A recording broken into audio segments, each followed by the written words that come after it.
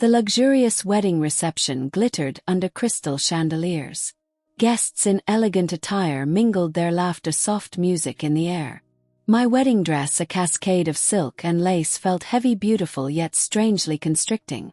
Every surface around me glittered. Crystal chandeliers dripped light silver platters, overflowed with delicacies, and floral arrangements were impossibly lush. This was their world, a world of effortless opulence, and today I was its centerpiece. My new husband Arthur stood beside me, his arm a possessive weight around my waist. He's handsome undeniably, with a polished charm that masked a certain entitlement. His parents, elegant and formidable, hovered nearby, their gazes sweeping the room with an almost regal satisfaction. They're exchanging knowing smiles, little nods of approval that seemed to confirm their ownership of this grand event, and by extension me. I smiled, I nodded, I accepted congratulations. My eyes constantly darted around, catching fleeting glances, a distant cousin's genuine warmth, a colleague's polite curiosity. But my gaze always returned to Arthur, to his parents. There's a tightness in my chest, a small persistent voice telling me this isn't entirely mine. I felt like an exquisite doll, perfectly dressed for a performance I didn't truly choreograph. The clinking of glasses stops. Arthur stands taller, clearing his throat for a toast. My smile feels glued on. He begins speaking of our future, our perfect union, our family's strength. His voice rings out confident, echoing slightly in the grand hall. My gaze drifts over the smiling faces. Then he says it. None of this, he gestures broadly around the opulent room, would have been possible without the incredible support of my family. The word "my" hangs in the air, a subtle emphasis that stings. My smile falters, barely perceptible. I take a slow sip of champagne, my eyes fixed on the bubbling surface. A knot tightens in my stomach. I glance at Arthur's parents, they're beaming at him, their pride almost tangible. Their eyes meet mine for a split second, a flash of what feels like triumph. My gaze then catches her. Across the room, near a less crowded archway, she stands. A woman in a sharp dark suit. She looks calm, observing. She holds a sleek black briefcase, her fingers occasionally brushing its surface. She catches my eye for a moment, a flicker of something in her neutral expression before she looks away. My unease deepens. The photographers beckon us to the cake. It towers majestic, pure white, a monument to opulence. Arthur's hand covers mine on the silver knife, his grip firm, almost possessive. He leans in, his breath warm on my ear, a low, smug whisper. Remember, darling, who made all this possible. Flashbulb pops. My smile freezes. Inside, a cold fury begins to spread.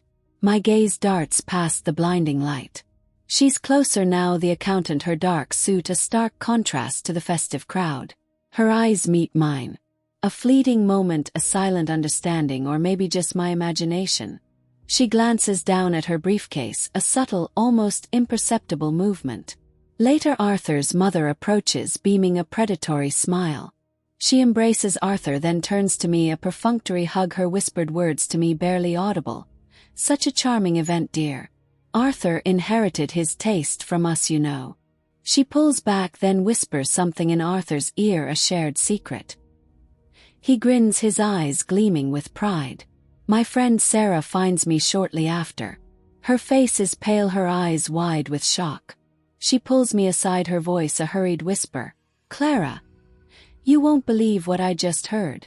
She glances at the accountant, then back at me, her hand flying to her mouth. My heart begins to pound, a frantic drum against my ribs. This perfect facade is cracking. The whispers begin to spread, a ripple through the elegant crowd. Sarah clutches my arm, her urgency palpable. Her words are a rapid flow of disbelief and anger. My head spins. I stare at Arthur, at his beaming parents. The glittering chandeliers seem to mock me now. Disbelief washes over me, followed by a cold, hard realization. My heart aches with a sudden, profound betrayal. I catch the accountant's eye again. She offers a small, almost imperceptible nod. It's a silent confirmation. Cold wave crashes over me. I excuse myself from a conversation, my movements stiff, unnatural. I wander slightly aimlessly, my gaze unfocused. The festive chatter now sounds like a distant hum buzzing in my ears. Arthur's family still laughs loudly, oblivious in their bubble of triumph. The whispers grow louder now. Guests exchange confused glances, trying to piece together the shifting atmosphere. The music seems to subtly fade, its cheerful melody replaced by an eerie silence in my mind. The perfect wedding has begun to unravel. The golden cage feels smaller, tighter. The music stops abruptly. A sudden silence falls over the ballroom, broken only by the uneasy murmurs of the guests. Arthur's mother, ever the matriarch, strides towards us, her smile now a brittle mask. She clutches Arthur's arm, a desperate attempt to regain control. It's in that deafening quiet that Arthur leans into me, his voice loud, clear, intended for all to hear. "You owe everything to my family." His words cut through the air, a smug, confident sneer on his face, a dismissive flick of his hand towards me. My head snaps up. Fury and raw pain blaze in my eyes. I look at Arthur, then at his parents, their faces a mixture of confusion and dawning alarm. My gaze then locks onto her. The accountant. She steps forward with purpose, a sleek black briefcase held open revealing a stack of documents. She doesn't speak. She doesn't have to. Her presence, the open briefcase, her unwavering gaze are enough. Arthur's smugness shatters. His face drains of color, his eyes darting frantically between the accountant and me. His mother's hand flies to her mouth, a gasp escaping her lips. His father's rigid posture falters, his eyes falling to the floor in defeat. Gasps erupt among the guests. "What's happening?" a voice whispers. The accountant holds up a document. My eyes blur reading the bold print. A massive payment. Not from Arthur's family. Not from his company. Different name. My own funds. The full truth hits me, a punch to the gut. The silence is deafening, broken only by the rising murmur of shocked voices. Arthur's face contorts in a mix of shame and rage. He lunges forward, a desperate attempt to snatch the documents from the accountant's hand. His father catches his arm, a surprising grip for a man so defeated. Arthur's mother, now openly distraught, lets out a choked sob, then turns her fury on her husband, a low-hissed accusation. They're a tableau of public humiliation. My eyes shift from their pathetic display to the accountant. She calmly closes her briefcase, her job done. She gives me a small, almost imperceptible nod, a quiet acknowledgement of shared victory and painful truth. I take a deep breath, the air feeling strangely clear now. The heavy weight in my chest begins to lift. I look out at the stunned faces of the guests, their whispers now a frantic buzz. Some point, others look away, uncomfortable witnesses. The silence that had settled moments before is now broken by the rapid fire of whispers. I can hear fragments of conversations. "Did you see that? Her money? Unbelievable. The perfect facade has shattered beyond repair." My gaze sweeps across the room. The opulent decorations now feel hollow. The faces of the guests a blur of shock and whispers. My eyes finally land on Arthur again, then his parents. There's no anger left, only a profound sense of sadness and a quiet resolve. I reach down for something. Not the wedding ring.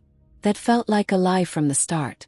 Instead, I take the small, delicate floral arrangement that graced my place setting. It's perfect pure white, the same color as the dress I now despise. I walk slowly, deliberately towards the accountant.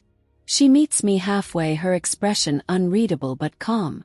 I place the flowers into her hands. It's a silent message of gratitude, of acknowledgement. Release. I turn my back on the chaos, on the broken illusion. My steps are steady, purposeful. Each one a reclamation. I walk past the murmuring guests, their gazes burning holes in my back. I pass the overflowing tables, the glittering decorations that now seem to mock the truth. I don't look back. The grand doors of the ballroom loom ahead. They represent not an end but a new beginning. I push them open, the heavy wood groaning in protest. The sounds of the devastated reception fade behind me. The last thing I hear before the doors close is Arthur's desperate plea, his mother's furious whisper. Then silence. Only the sound of my own footsteps echoing on the polished floor. The cool night air hits my face, a welcome shock after the stifling heat of the ballroom. My breath fogs in front of me, a small cloud of freedom. The sound of the wedding an echo now distant and fading behind the heavy doors. I walk faster, my heels clicking rhythmically on the pavement. The elaborate wedding dress feels lighter now, no longer a costume but just fabric. A single streetlight casts a long shadow before me. My reflection appears briefly in a shop window, a woman in a wedding dress walking alone at night. There's a faint smile on my lips, a genuine one this time. Not the forced smile of the last few hours, but one of pure relief. My chest expands with each breath, filling with fresh air free from the weight of deception. I reach the end of the block. A taxi glides to a stop at the curb, as if summoned by my newfound resolve. The driver looks at me, a woman in a wedding dress on a city street at night, but says nothing. I slide into the back seat. The door closes with a soft thud, severing the last tangible link to the life I just left behind. "Where to?" the driver asks, his voice calm. I look out the window at the endless stretch of road ahead. The city lights blur into streaks, a path into the unknown. A sense of exhilarating possibility washes over me. "Anywhere but here," I say, my voice clear and steady. Car pulls away. The city lights slowly faded behind us. The taxi hummed a gentle lullaby on the open road. I leaned back against the seat, the cool leather a stark contrast to the oppressive silk of my dress. My eyes closed for a moment, the images of the night flashing behind my eyelids. Arthur's face contorted in rage, his mother's desperate pleas, the shocked faces of the guests. It all felt distant now, like a bad dream receding with the city lights. I opened my eyes. The dark expanse of the highway stretched endlessly before us, illuminated only by the faint glow of the dashboard and the occasional passing car. There was no destination yet, no plan. Just the road. A sense of profound peace settled over me. It was a terrifying freedom, but exhilarating all the same. The weight of expectations, the pressure to conform, the suffocating embrace of someone else's narrative, all gone. I reached for my small clutch bag, still clinging to my hand. Inside, my phone. I pulled it out, the screen glowing softly in the darkness. No messages, no calls, just emptiness. And for the first time in a long time, that emptiness felt like possibility. A blank page waiting to be written.